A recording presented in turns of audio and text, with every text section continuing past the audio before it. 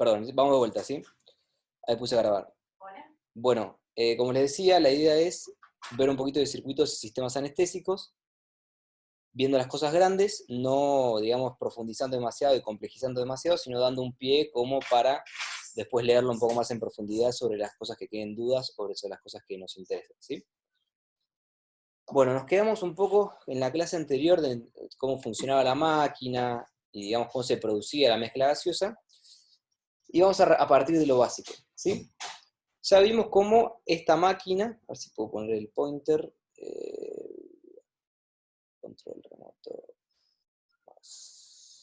bueno, no sé, espero que vean el mouse. Acá a la izquierda tenemos la máquina que nos va a producir una mezcla de gases, ¿sí? Compuesta por oxígeno y por gases anestésicos, que nosotros vamos a tratar de hacérsela llegar a nuestro paciente, ¿sí? Con el fin de darle una correcta oxigenación y llegar a un plano anestésico adecuado, ¿sí? Y del otro lado tenemos al paciente que va a tomar este oxígeno, lo va a metabolizar, va a respirar, va a transformarlo en dióxido de carbono, y una vez que los gases anestésicos empiecen a saturar los tejidos, van a empezar a exhalarse, ¿sí? Entonces, resumiendo, la máquina, simplificando todo, nos va a mandar oxígeno y gases anestésicos, ¿sí? Y el paciente nos va a devolver dióxido y gases anestésicos, ¿ok? Entonces, eh, lo que nosotros utilizamos, digamos, para controlar este intercambio gaseoso entre la máquina y el paciente son justamente los circuitos anestésicos. ¿Bien? Entonces, si nosotros queremos dar una definición un poquito más pro acerca de qué son los circuitos anestésicos, podemos decir que es el conjunto de elementos a través de los cuales llega la mezcla de gases frescos al sistema respiratorio del paciente. ¿Sí? Bien. Una diferencia con lo que son los sistemas anestésicos, que esto hace referencia a lo que es la técnica con la cual se hace llegar al paciente la mezcla de gases, ¿sí? ¿Qué vamos a ver? Vamos a ver que, haciendo un poquito de énfasis en lo que son los sistemas, hablamos de sistemas abiertos, semiabiertos, semicerrados y cerrados. Habrán escuchado este término, ¿bien? Hay distintas formas de clasificar y hacer la división en estos tipos. Una, por ejemplo, es esta, que es la clasificación de Drift y Eichenhoff, que básicamente habla de, bueno, como dijimos, abierto, semiabierto, semicerrado y cerrado, y diferencia en algunas cosas. Por ejemplo, si leemos acá en abierto, dice, el paciente inhala solamente la mezcla de gas fresco que es entregada por el dispositivo, mientras que el gas expirado es todo dirigido a la atmósfera, ¿sí? Entonces no está reinhalando absolutamente nada. Si nos vamos a la otra punta, a lo que son los sistemas cerrados, vamos a ver que todo el gas expirado es reinhalado, ¿sí? Eso es un circuito cerrado. Y después tenemos los grises en el medio, un semiabierto y un semicerrado, en donde, por ejemplo, el semiabierto, parte de los gases expirados van a la atmósfera y también se reinhalan, ¿sí? Y en el semicerrado tienden más a reinhalarse que a, digamos, eliminarse la atmósfera, ¿ok? Otra forma de clasificarlo, que esta es quizás un poco más utilizada, si bien no es muy utilizada en cuanto al tecnicismo, sí nos ayuda a poner un corte más numérico de una cosa de la otra, es la de clasificación de Couto, da Silva, Aldrete y Yorkin, que lo que te hace es te clasifica los sistemas según el flujo de gas fresco, ¿sí? El flujo de gas fresco y el peso del paciente. Entonces te dice que si vos, por ejemplo, usás flujos de más de 150 mililitros kilo, tu sistema es un sistema abierto. En cambio, si utilizás menos de 25 mililitros por kilo, es un sistema cerrado. Poniendo un ejemplo, si fuese un paciente de 100 kilos, si vos le estás dando menos de 2,5 litros de flujo, estarías generando un sistema cerrado, produciendo la reinhalación constante de toda la mezcla, ¿sí? Bien, perfecto. Entonces, bueno, todos los circuitos necesitan tres cosas básicas, ¿sí? Necesitan tres componentes. Uno, un conducto de baja resistencia, ¿sí? Para que vaya el flujo de gas. Otra cosa que necesitan es una reserva de gas para las necesidades inspiratorias del paciente, para suplir estas necesidades inspiratorias del paciente. Y el tercer ítem es un puerto o una válvula expiratoria que elimine el exceso de gas, ¿sí? Esto es lo básico de cualquier circuito anestésico. Después vamos a ver que le podemos agregar un montón de cosas, pero esto es lo básico. ¿Bien? A partir de acá, vamos a hacer otra división en base a si este sistema que nosotros tenemos es capaz o no es capaz de reabsorber el dióxido de carbono, ¿sí? Y vamos a ver que los que son capaces de reabsorber el dióxido de carbono son los circuitos circulares, y los que no son capaces de absorber el dióxido de carbono son los circuitos lineales o de Mapleson, ¿sí? Ahora vamos a ver bien los dos grupos. Pero para que se entienda esta diferencia, digamos, esta separación principal. Todos comparten estos tres componentes, y después difieren en su capacidad de absorber o no absorber el dióxido de carbono. ¿Ok? Bien. Antes de meternos de lleno en cada uno de estos, tenemos que entender un poquito cuáles fueron todos los problemas que fueron surgiendo en la historia y qué avances fueron surgiendo a medida, digamos, con la intención de solucionarlos, ¿bien? Brevemente, vemos que, por ejemplo, hacia fines del siglo XIX, principios del siglo XX, podíamos encontrar estos tipos de circuitos, entre comillas, ¿no? Que se utilizaban mucho para administrar el anestésico al paciente. ¿Qué era lo que hacían? En su momento esto era un boom, porque claramente fue lo que inicialmente permitió a, digamos, anestesiar propiamente dicho a los pacientes y abrir un abanico en lo que es la cirugía, ¿no? Ahora, estos circuitos, entre comillas de vuelta, eran totalmente abiertos, no había ningún tipo de reinhalación. O sea, uno ponía el éter o el cloroformo o lo que fuera, lo inhalaba y se exhalaba, no era que se reutilizaba. Era muy difícil de dosificar esto, o sea, uno no sabía exactamente cuánto era lo que realmente estaba inhalando el paciente, se gastaban grandísimas cantidades de anestésico. Esto, sumado a que, digamos, al no poder dosificar bien, estamos sujetos a una grandísima toxicidad, no podemos controlar las variables, no podemos controlar la temperatura, no podemos controlar la humedad, y cuando empezaron a llegar los anestésicos halogenados, que en su principio eran muchísimo más caros que estos, obligaron a los ingenieros, no sé quién fueron los que lo armaron, a armar nuevos circuitos e ir mejorándolos, acercándose bastante a lo que se utilizan hoy en día. ¿Sí? Perfecto. Bueno, como dijimos, dividimos a los que son capaces de absorber y a los que no son capaces de absorber dióxido de carbono, ¿sí? Vamos a arrancar por este segundo grupo, los lineales o circuitos de Mapleson. Los circuitos Mapleson arrancan en el 54, ya existían 5 modelos, ¿sí? Y en el 75 se agrega un sexto modelo, modelo F. Bien, después hay algunas, digamos, adaptaciones o algunas modificaciones de los existentes, pero estos son los básicos, ¿sí? Son los históricos. Bien. Si se fijan, casi todos tienen los mismos componentes. Digamos, todos tienen un sistema en donde podemos poner una mascarilla o un acople a lo que sería el tubo endotraqueal. Tienen un corrugado, ¿sí? Tienen una válvula de seguridad. Esta manguera de reservorio o corrugado. Tienen un tubo, una entrada de gas fresco, ¿no? Donde uno conecta el oxígeno, por ejemplo, y tiene una bolsa de reservorio. Si se fijan, todos o casi todos tienen los mismos componentes, pero difieren en la ubicación de los mismos. Por ejemplo, acá tenemos la válvula y en la entrada, el flujo de gas fresco próximo al paciente. Acá tenemos la válvula no sé si ven el cursor, pero en el cuarto tenemos la válvula en el otro extremo del paciente y el flujo de gas fresco cerca al paciente, ¿sí? Y dependiendo cómo, digamos, estas variables, es, digamos, en cómo repercute en el paciente, ¿no? Vamos a ver que algunos son mejores para la ventilación espontánea, otros necesitan más flujo, otros son más útiles para, por ejemplo, las inducciones anestésicas, ¿no? Cuando queremos preoxigenar rápido a un paciente, algunos son más prácticos, otros son más armatostes, ¿bien? Pero si se fijan, se subdividen en tres grupos funcionales. Tenemos, por ejemplo, en primer lugar lo que es el Mapleson A, o McGill, que tiene la válvula de seguridad cercana a la mascarilla y el flujo de gas fresco entra por el extremo opuesto del circuito, ¿sí? Entonces, acá entra el flujo de gas fresco y la válvula se encuentra próxima al paciente. Después tenemos el subgrupo B y C, en el cual la válvula de seguridad también se encuentra cerca de la mascarilla, pero el flujo de gas fresco también se encuentra cerca del paciente, a diferencia de la que estaba en el otro extremo. ¿Bien? La bolsa reservorio y la manguera van a servir como un extremo ciego, en donde tanto el gas fresco y digamos, lo que son los distintos gases muertos, sí, espacios muertos se pueden acumular. ¿Bien?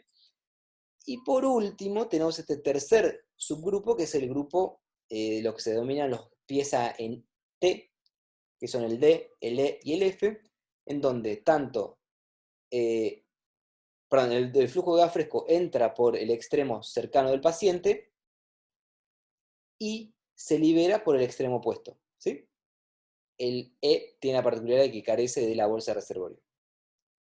Bien, ahora, dijimos que estos no tienen, digamos, se diferencian de los otros ya que no pueden absorber el dióxido de carbono. Entonces, ¿cómo hace? O sea, de alguna manera uno tiene que liberarse del dióxido de carbono porque si no estaría produciendo digamos, una falla en la oxigenación del paciente, ya que el dióxido de carbono nosotros no lo queremos en la inhalación. ¿Sí? Entonces, de alguna manera este circuito se libera del dióxido. ¿Cómo lo hace? Bueno, no es tan sencillo, ¿sí? Pero la idea en general es que cualquier cosa que favorezca la acumulación de dióxido de carbono va a aumentar la reinhalación del gas. Entonces, por ejemplo, si hay un flujo disminuido de gas fresco, no va a llegar a desplazar el gas expirado y este va a permanecer en el circuito siendo reinhalado, ¿no? Entonces, si utilizamos un flujo muy bajo, no barre este aire exhalado y lo volvemos a inhalar, ¿sí? Entonces, generalmente se manejan con flujos un poco más altos. ¿Qué otra cosa? Si tenemos una frecuencia respiratoria muy baja, un volumen minuto muy bajo, también aumentamos la acumulación de dióxido de carbono y favorecemos la reinhalación, ¿sí? Entonces, todos estos factores van a depender de si se reinhala o no se reinhala dióxido de carbono. Uno lo que tiene que tener en mente es este concepto de que cualquier cosa que a uno le dé la idea que tienda a acumular dióxido, como una hipoventilación, como una disminución del flujo, todo esto va a favorecer la reinhalación de dióxido, ¿sí? Entonces eso, digamos, digamos, a grandes rasgos. Acá los vemos un poquito más reales a estos lineales, que yo los paso así medio rápido porque la idea es que ustedes no, o sea, habrán visto muy pocos de estos, se ven que no están un poco en desuso, se usan más que nada en pediatría, se usan como auxiliares en la mesa, pero están un poquito en desuso en lo que es el ambiente anestésico porque están ampliamente reemplazados por los circulares, y que ahora vamos a ver un poquito más de esto. Pero bueno, para que se den una idea de lo que son hoy en día, esto es un Mapleson A. Si uno se encuentra con este es el indicado para pacientes con respiración espontánea, ¿sí? Ya que si uno lo pone en respiración espontánea, lo que dice es que requiere un flujo, digamos, sí, un flujo de gas fresco una sola vez, digamos, por uno del volumen minuto que requiere el paciente, para evitar la reinhalación, ¿sí? Nada, cosas. Después este es más frecuente que se lo encuentren, este es el famoso codo bolsa, este es el de los tipos B y C, que son muy prácticos, ¿sí? Se vieron que quizás generalmente en el tercer cajón de la mesa o en el costadito de la mesa los podemos encontrar, y justamente se utilizan como auxiliares, cuando o falla la mesa, o tenemos algún problema, o queremos hacer una inhalación manual. Esto se conecta directamente a donde se conecta la bigotera, sería, y esta es la entrada del flujo de gas fresco, la bolsa de reservorio, esto conecta con digamos, el tubo o la máscara facial y se puede ventilar rápidamente al paciente, ¿sí?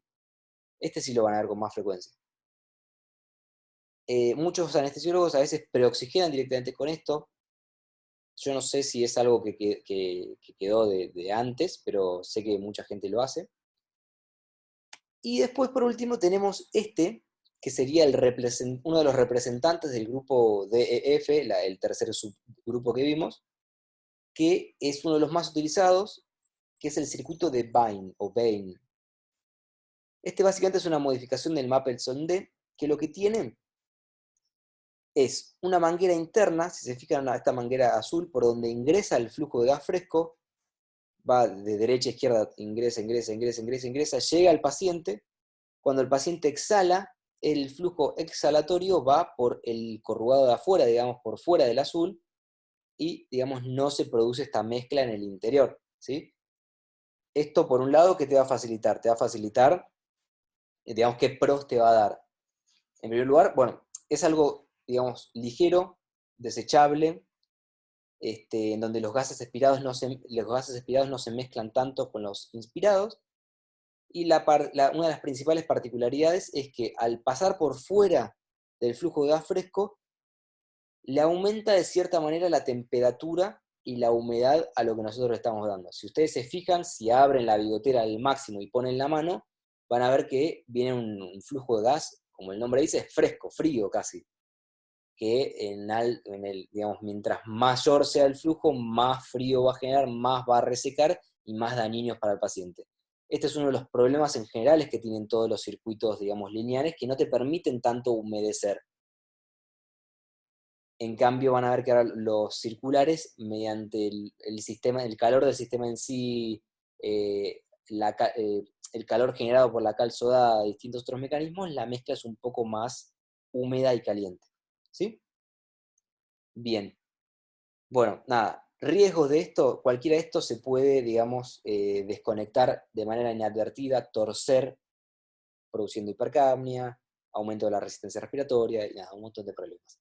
Nada, la idea era darle un pantallazo a estos para que los conozcan, vean, digamos, que existen, cuáles son los que pueden llegar a encontrarse, principalmente el codo bolsa, eso lo pueden ver mañana mismo, este de Bain o a veces el Baraka, que acá no tengo fotos, pero bueno, también utilizado en pediatría, pueden encontrarse alguno de estos. Y para que entiendan la diferencia con los circulares que vamos a ver ahora. Bien, perfecto. Dijimos que estos son los que son capaces de reabsorber el dióxido de carbono. Bien. El nombre, lógicamente, proviene de la disposición circular que adquieren sus componentes, que le producen un flujo unidireccional, ¿no? Van todos hacia el mismo lado, está facilitado por la presencia de válvulas unidireccionales. ¿Ok? Perfecto. Bien. ¿Cuáles son las ventajas que tiene este sistema, digamos, este circuito por encima del otro? Bien. Por un lado, podemos mantener una concentración estable del gas expirado, un poco más estable, o sea, más o menos sabemos qué es lo que estamos dando siempre, el otro puede variar. Como dijimos, podemos conservar la temperatura y la humedad de lo que le estamos dando. Muy importante, tenemos un absorbente de dióxido de carbono, que era lo distintivo, por ende eliminamos el dióxido de carbono. El por qué, sí, yo te diría casi el porqué, el motor de por qué surgieron estos, por el tema del ahorro de los agentes anestésicos. Cuando salieron los halogenados eran muy caros, entonces necesitaron innovar con algo para, digamos, que el frasquito de halogenado nos dure más, ¿sí? Entonces, lo que dijeron es, bueno, reutilicémoslo.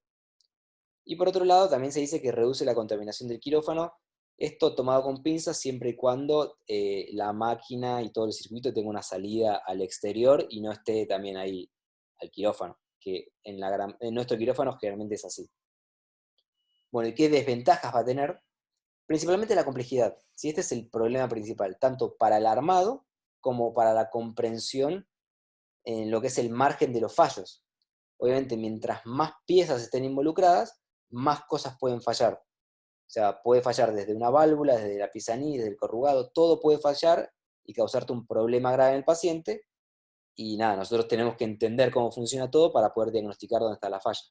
Por suerte, hoy en día las mesas tienen un montón de alarmas, un montón de sensores que nos van a ayudar un poco a entender qué es lo que está pasando. ¿Sí?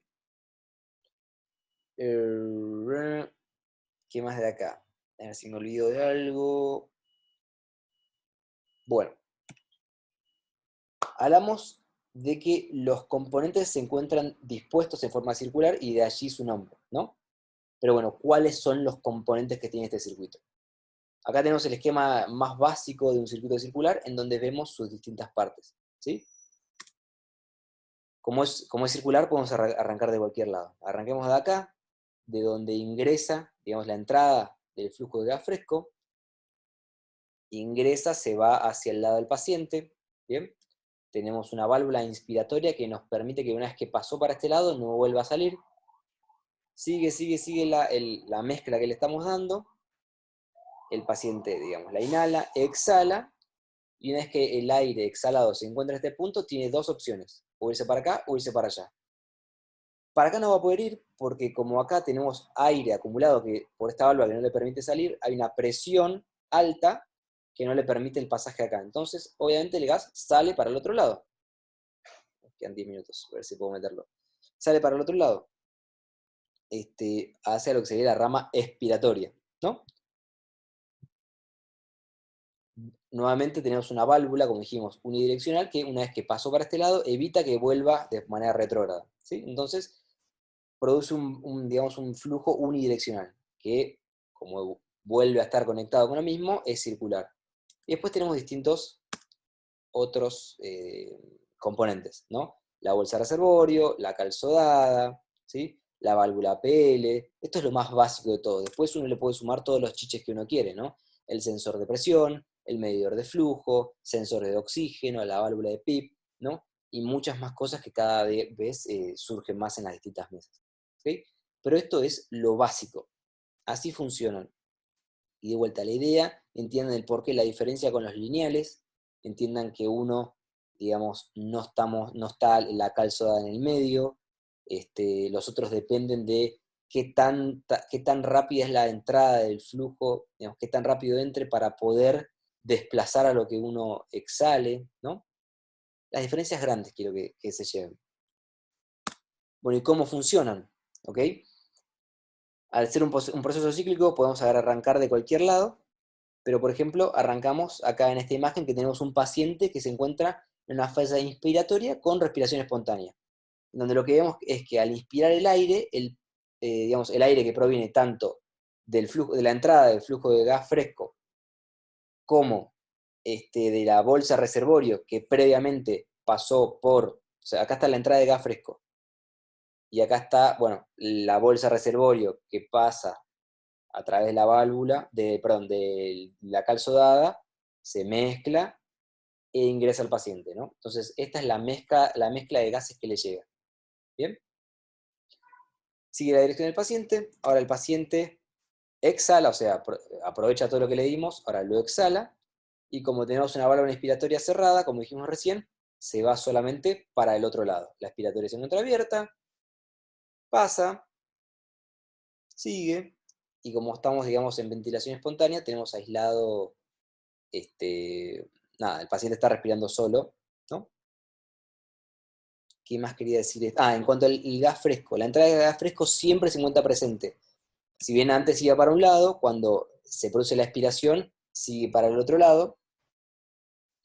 ¿Qué me quería decir acá? Bueno, me olvidé, pero la idea es que evita que vuelva a reentrar el dióxido de carbono. Nada. No quiero complicar mucho, pero quiero que se entiendan el concepto, se lleven la imagen del circular como lo importante. ¿Qué componentes tenemos? Lo vemos un poquitito en detalle, a ver si llegamos a meterlos antes de que termine. Las válvulas unidireccionales, estas las vieron, ya hablábamos un poco en la clase con Ángel, ¿sí? Estas son las que tenemos nosotros. Dato de color, esta es una de las cosas que dijimos que se pueden ver, se pueden romper, se pueden afectar. La expiratoria, ya que se encuentra, digamos, a mayor exposición de la humedad que produce el paciente, es la más propensa a romperse. Pero bueno, nada, entienden cómo funciona. Si se fijan acá, la inspiratoria, el flujo, digamos, el aire ingresa por acá, levanta esta valvulita, ¿sí? Y cuando baja la presión cae. Si esto viniera para este lado, esto nunca podría ingresar acá porque la presión de gas hacia este lado lo único que haría es empujar esta válvula para abajo, ¿sí? Entendiendo un poquito cómo es por dentro, así rápidamente. La expiratoria, en cambio, va desde el paciente, sale, y si esto quisiera volver a ingresar, pasaría lo mismo, ¿sí? O sea, si quisiera ir de manera retrógrada, se encontraría con que lo único que logra es empujar esto para abajo y mantenerlo cerrado. ¿Está bien? Ese es el funcionamiento así a grandes rasgos. La famosa APL, de la cual ya habló Ángel en la clase anterior, la válvula de alivio de presión. Hay dos tipos, de resistor variable, de presión regulable. No vamos a entrar en esto, pero ya sabemos qué es lo que produce. Digamos, limita la presión del sistema y esto lo hacemos nosotros de manera manual. Elegimos si queremos que sea cerrar el circuito, o sea, cerrar la válvula cuando la ponemos en 70 o dejarla totalmente abierta. ¿Bien? No vamos a ahondar en esto, ya lo hemos visto. La bolsa reservorio, ¿sí? También hablamos de esto, es el reservorio tanto del gas exhalado como del gas fresco, depende del tipo de mesa, algunos las incluyen en la respiración, otros no, pero nos va a servir tanto para la ventilación manual como para la ventilación espontánea. O sea, si le ponemos al paciente, digamos, la mezcla de gases se va a acumular acá y el paciente va a respirar, la bolsa, cuando inspire la bolsa se va a, digamos, colapsar, y cuando exhale se va a llenar, ¿sí? Nada. Datos extras nos permiten una monitorización visual del esfuerzo ventilatorio del paciente, y es una protección parcial frente a aumentos de presión en el circuito. Si ustedes se fijan, cuando uno se olvida la válvula cerrada y el flujo de gas fresco abierto, la bolsa se empieza a llenar, llenar, llenar, llenar. La idea es que, o sea, de un lado está, de un extremo está la bolsa y de otro extremo está el paciente, ¿no? Entonces, si está ingresando, ingresando, ingresando, ingresando aire, va a ceder lo más complaciente. Entonces, esto parcialmente nos protege porque es más complaciente que el pulmón. Entonces empezaría a llenar hasta que explote y no explotaría el pulmón a grandes rasgos, ¿sí? ¿Qué otra cosa hay así para pasar rápido? Los tubos corrugados son distensibles y, como dato importante, absorben parte del volumen administrado, ¿sí? Un datito extra que no quiero spoilear: testear siempre estirados, ahora vamos a ver por qué. Hay que tener cuidado con las obstrucciones, con las fugas, ¿sí? Pueden estar flojos, pueden llenarse de moco, pueden llenarse de líquido, ¿bien? La pieza en I es la parte más distal del circuito, que básicamente te une el vaso inspiratorio con expiratorio. Nada. ¿Se acuerdan que a partir de la pieza en I, todo lo que nosotros le agreguemos al sistema, ya sea un codo, un filtro, un prolongador, todo esto es espacio muerto, ¿sí? Porque nosotros testeamos la máquina desde la pieza en I. Y bueno, después otras cosas: monitor de la concentración de oxígeno inspirado, para evitar que le demos mezclas hipóxicas. ¿Se acuerdan que esto es lo que nosotros no tenemos, excepto en el quirófano 3? Algunos funcionan con pilas galvánicas, monitor paramagnético, no voy a entrar en detalles de esto, ¿sí? Sensores de flujo que nos sirven para la medida del volumen respiratorio y para producir todo lo que son los bucles. Sensores de presión, ¿sí? Estos son los que nos van a hacer saltar las alarmas fundamentales, evitan el barotrauma, nada. Ya sabemos un poquito cómo funciona esto. Ahora, yo lo que quiero es hacer un pequeño ejercicio. Esto era toda la clase era nada, rápida, concisa. Quizás fui demasiado rápido y se enquilombó algo. Ahora armo otro Zoom que se está terminando y vemos en qué fui muy rápido y lo repasamos, ¿sí? Pero la idea es ahora hacer dos preguntitas acerca de situaciones clínicas que pasarían y ver, digamos, tratar de entender el circuito circular principalmente y diagnosticar qué le está pasando al paciente, ¿sí? Así que voy a pausar y voy a terminarla y ahí les mando el link. Denme un segundo. Fin de esa reunión.